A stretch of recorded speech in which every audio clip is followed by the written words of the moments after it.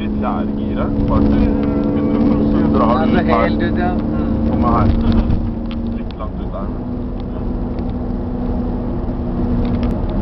Bremser jeg cirka her.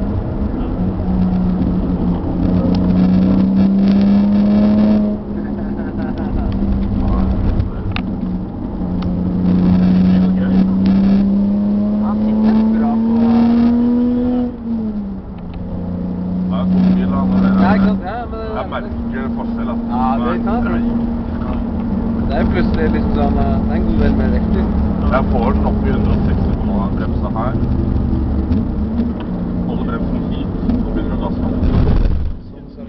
Ja, så langt ut det. Stian Svelger sa det, ligger her ute i andre, så gir du gass her.